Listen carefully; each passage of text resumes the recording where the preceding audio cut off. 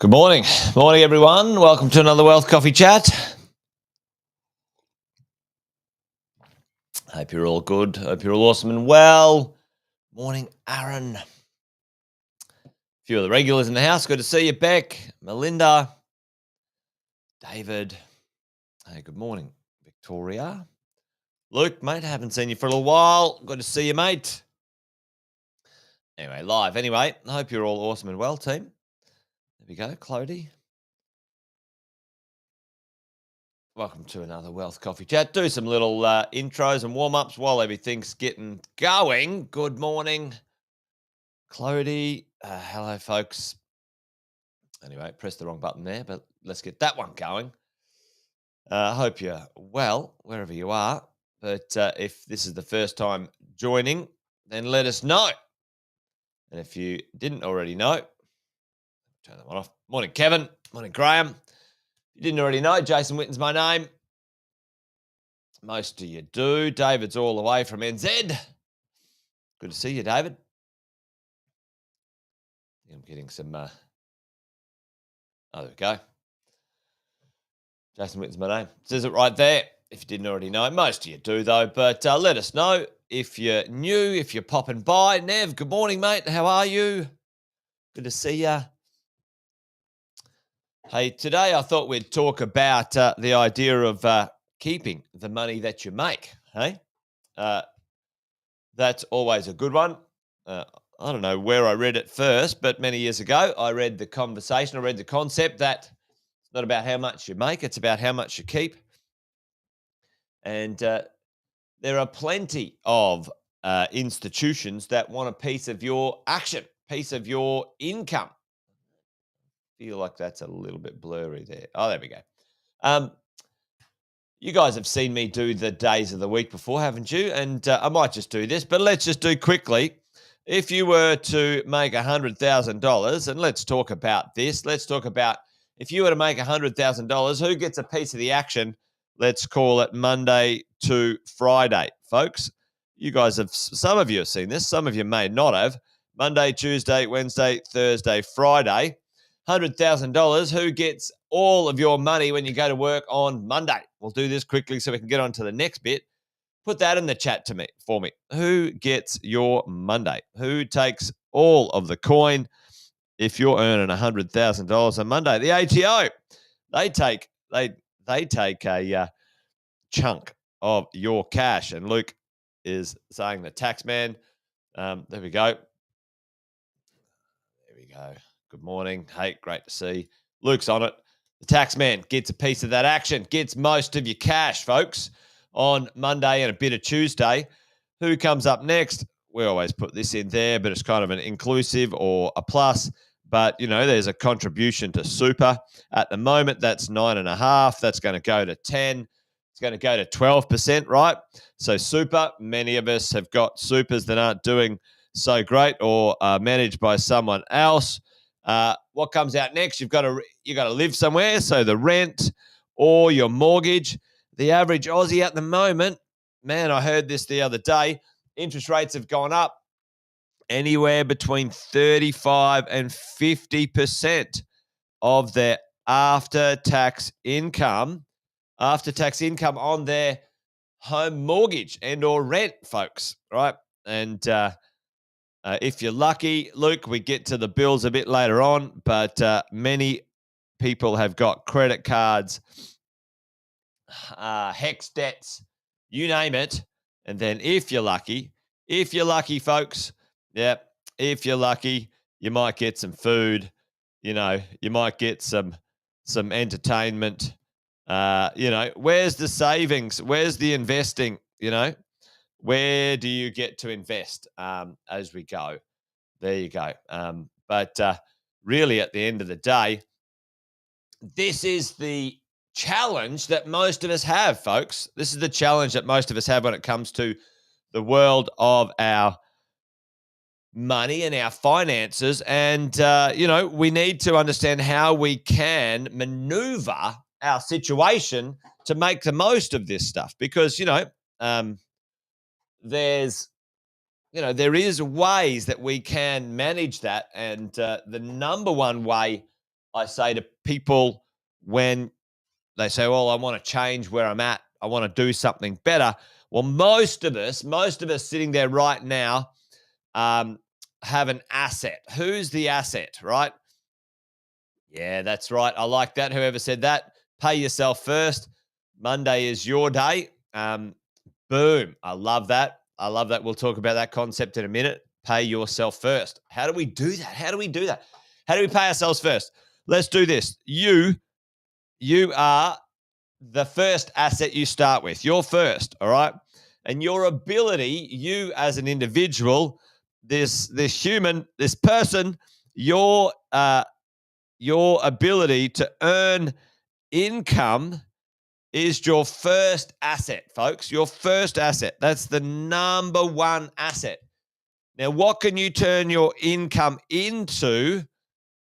What vehicle, what financial instrument can you use using your income and turn that into assets? How do we turn your income into assets? Certainly when it comes to the world of property investing. Tell me right now, put it in the chat.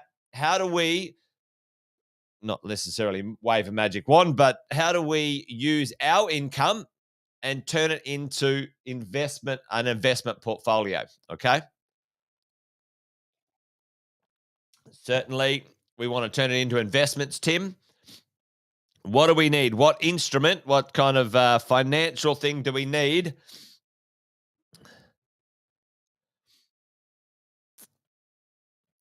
Right, loans, lending. Okay.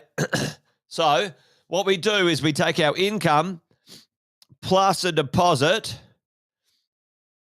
get some lending, and we turn it into investments, assets. All right. Assets. Okay.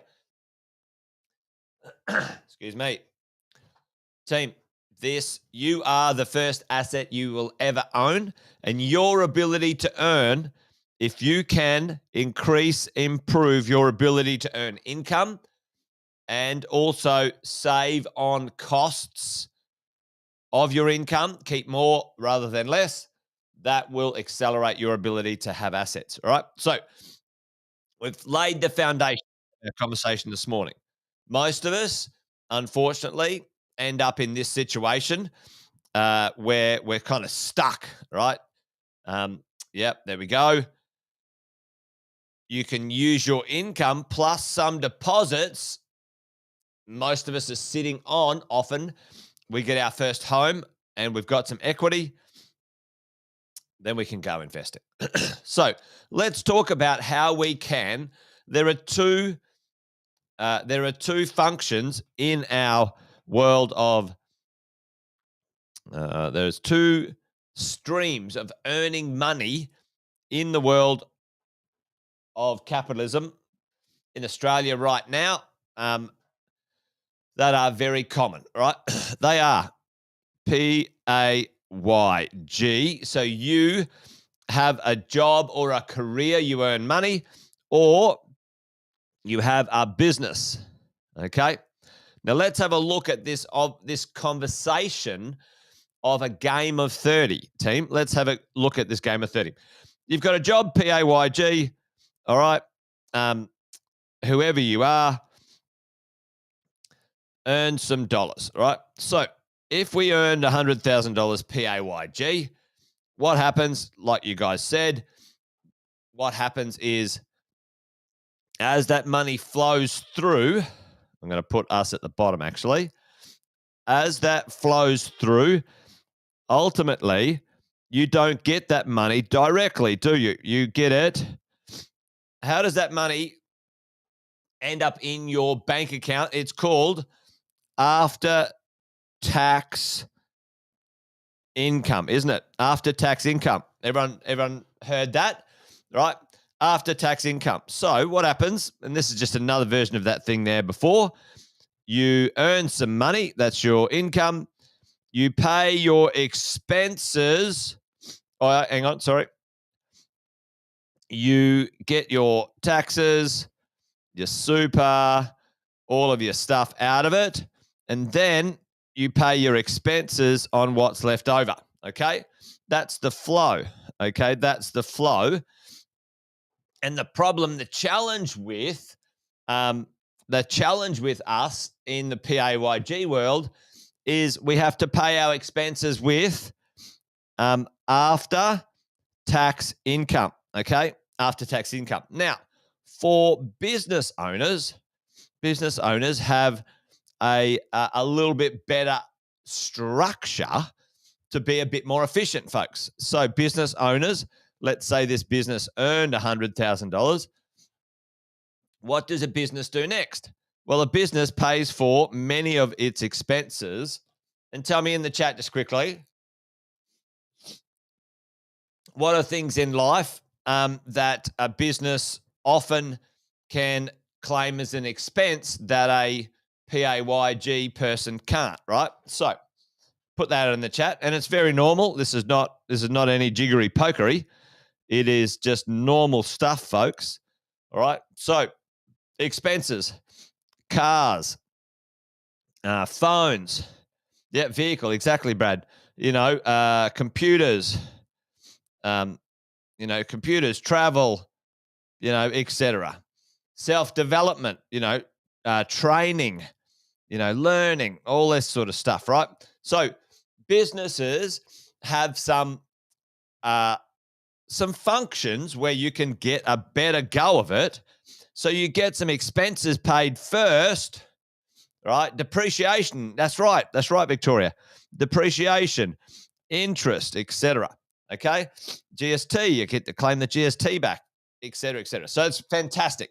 So many businesses, or if you're a business owner and you run a successful business, one that produces income and takes care of things, many businesses or business owners can accelerate their income often far more efficiently and end up with more net dollars and cents than many in the PAYG world, right? So then you go, okay, I've got some expenses. Now I'll pay my taxes at a company level. So at company level, it's 25%. And then as an individual,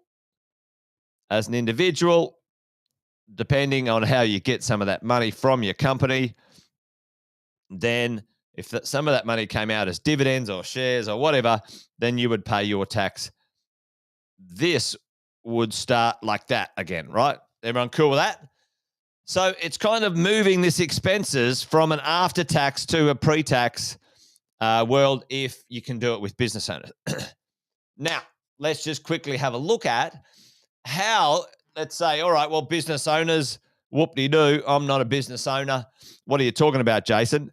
Well, let's have a look at this. How can we, folks, how can we shift our income here in the world of PAYG? How can we shift some of our expenses to pre-tax dollars, rather than after tax? Tell me in the chat, what can we do? What can we do as a PAYG earner to shift some of the expenses that we have and manage like a business, get some of those advantages like a business, that we can claim some of our expenses before we pay taxes? Or it's kind of a PAYG variation. Boom, Luke, on it. All right, what we can do as PAYG, we can invest, right? Investment property, boom, Shiva. Your investing becomes or gets treated like, or has some treatment like a business, okay? Not exactly like a business, but in tax terms, what happens is you're allowed to now, if you buy some investment property, right, you're now able to claim the expenses, folks, claim the expenses before you pay tax, or it's more like an offset, but let's just follow along with me here. Is everyone following along? You've got an income. You use that income to buy some property. And what are the two main expenses? One's real and one's on paper. What are the two main expenses we can offset before we have to pay tax, folks? Put that in the chat for me. And a couple of you said it before. And how do we do that? We do that using Luke, PAYG variation. Yep, Cody, a tax variation, right? So, and how do we do that, right? So away we go. So put it in the chat for me. We're running our business of investing, and part of that investing is property. And boom, we get to offset interest and depreciation and some other costs, right? So some of the training, so property management costs, some training and support around investing as well. There are a fair few costs now you can depreciate, right? So now we get to offset those costs before we pay tax. Okay? And then we've got our expenses, and then we pay our taxes after, and then we should receive a net better result. Shiva says, is there a cap? Great question, Shiva. And by default, yes, there is a cap, but not a limit upwards. It's actually a limit downwards. You can only offset as much tax as you would normally pay anyway. So hopefully that makes, exactly. The PRE investment in your mentoring and coaching program is tax deductible also if you own an investment property. So this is the thing, folks, all right? Investing makes your financial life more efficient if you do it properly and you know what you're up to.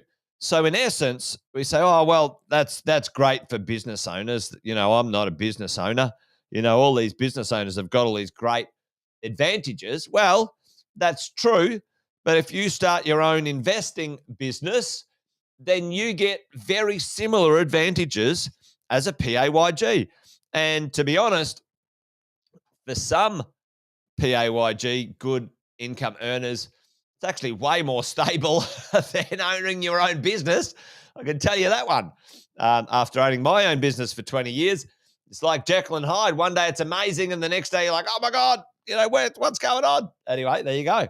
So run your own business of investing, folks, and you get to keep more. You get to keep more. Doesn't matter who you are. And, by the way, down here for the investors who want to invest with their businesses, once you earn some dollars, you can again run that through if you're paying yourself or it's your depreciation, et cetera, et cetera. Okay. So it's pretty good, really, at the end of the day. Okay. What does it look like when it comes to this stuff? And many of you guys have seen this little calculator before, and I talked about this game of 30, right? If you have a look here, now, don't get confused about tax rates, 45% plus the Medicare levy of 2%, right? Which means 47. Don't get confused about 45% tax if you're in that tax rate, right? Because I've said this a few times. If you earn $180,000, let's just call it $200,000, right? You're in the 45% tax bracket, okay? But you're not paying 45 cents in tax in the dollar. Everyone cool with that? You're only paying 32 cents because the first 18, you get tax free. Then the next, 18 to 45, you only pay 19 cents, et cetera, et cetera, et cetera, et cetera. Right. So that's kind of the drill, folks. Okay. So it's sort of cumulative as you go. Okay. Um, all right. Well, hopefully that makes sense. I want you guys to understand that even though, let's say, in this game of 30, we want to sort of now run this game here. So this is how you do it, right? I'll just quickly show you.